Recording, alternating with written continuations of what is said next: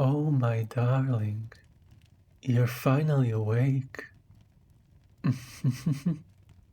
I had to wait ages for you to wake up.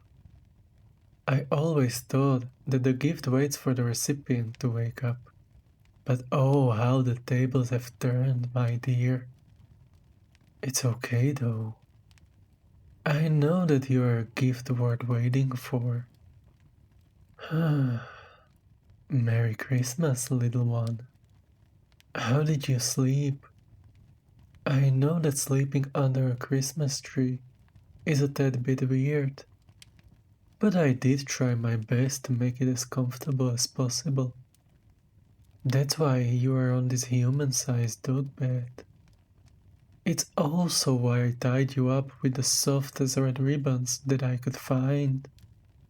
And I'm so sorry that the gag was more than likely uncomfortable. I tried to put a star gift bow on it to make it look festive, but it doesn't make it any more bearable, I'm sure. I'll take it off now. After all, it's what I prefer to start with when opening a gift.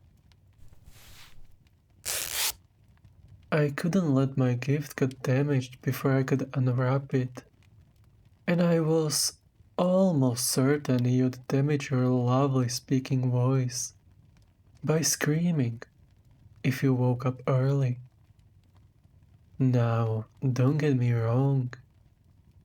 I do like to break my toys eventually, but I'm in no rush to learn something so new. Let's just get this pesky little gag off of you.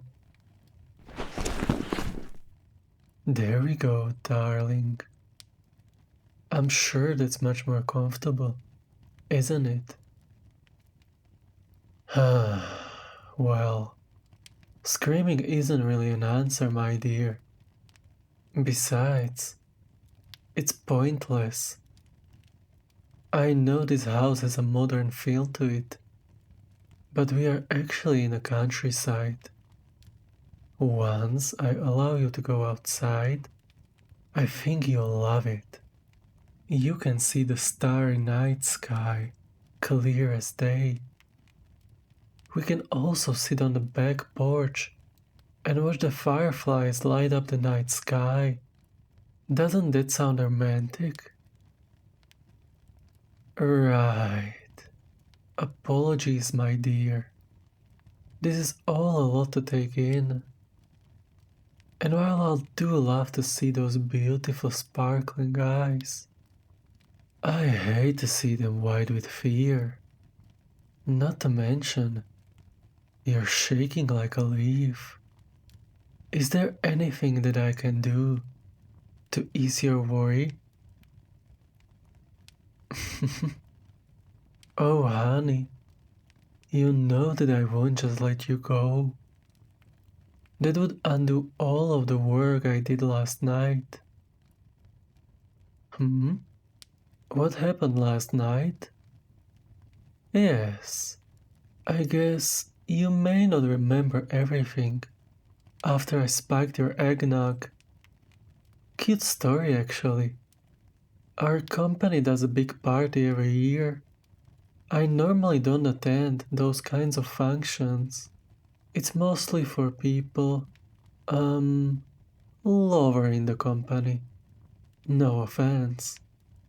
But this year, I decided to see what all the fuss was about.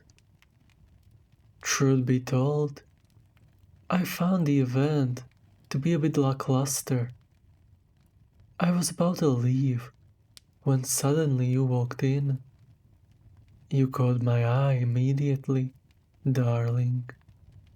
You looked absolutely ravishing in your little Christmas get-up, and when you spoke, it was like angels singing.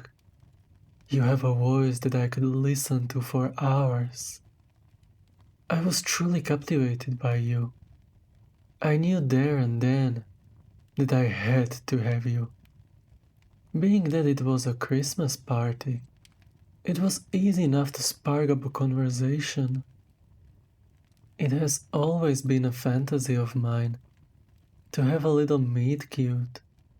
So, admittedly, bumping into you wasn't so much of a clumsy accident, but rather a scripted interaction on my part.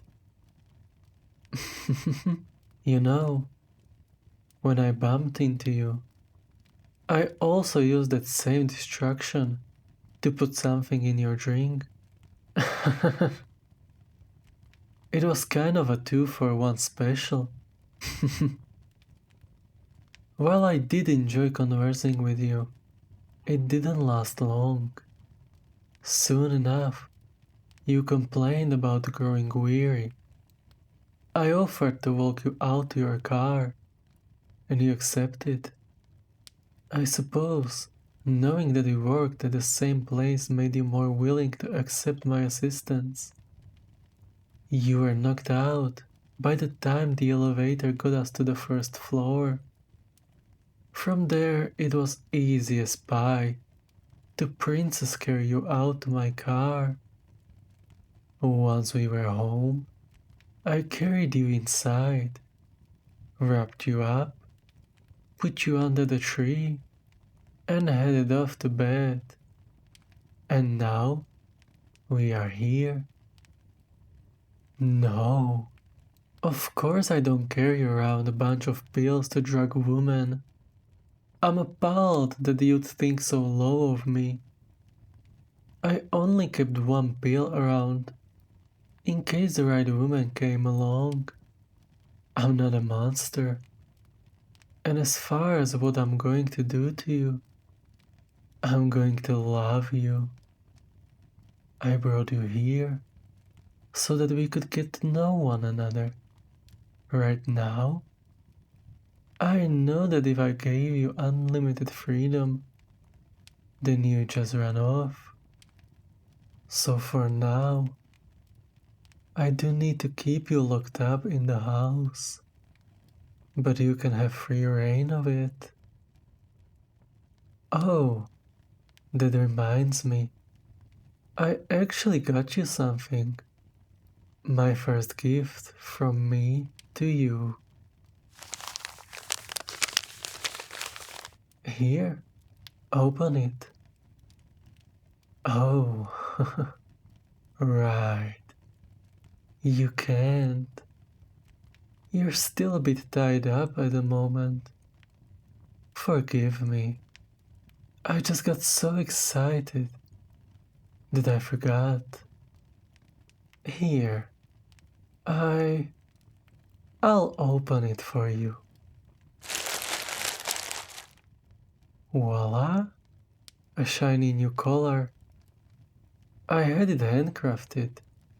It's red leather, lined with plush fox fur, and has a real golden bell on it.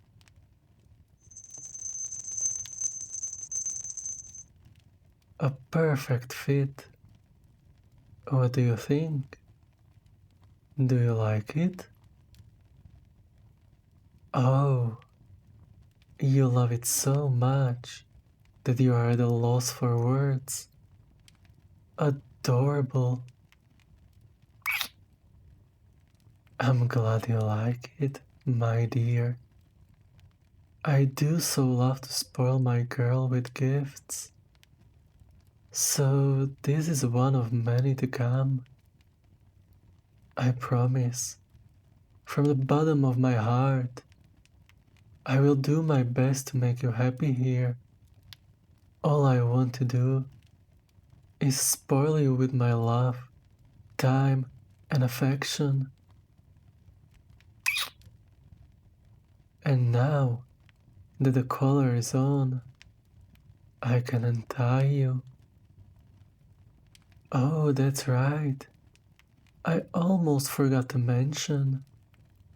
Not only is the collar decorative and comfortable, but it also has a GPS tracker in the bell. Not to mention, it's a shock collar. It's part of the reason you'll have free reign of the house. I've tested it out myself, so trust me when I say The voltage alone is enough to deter you from running. But you can never be too careful. There are locks on all the doors and windows as well. I know this will all be temporary though. Once you realize that we belong together, you won't want to leave. I'll give you everything you could ever want. Inside of these house walls, you are my princess. That will never change. I will always honor you, my beloved. I'm sure I've talked your ear off enough. Why don't I warm us up some hot cocoa? And we can sit by the fireplace. I can even put on some Christmas tunes for us to enjoy. But first things first, it's time to unwrap you, my dear.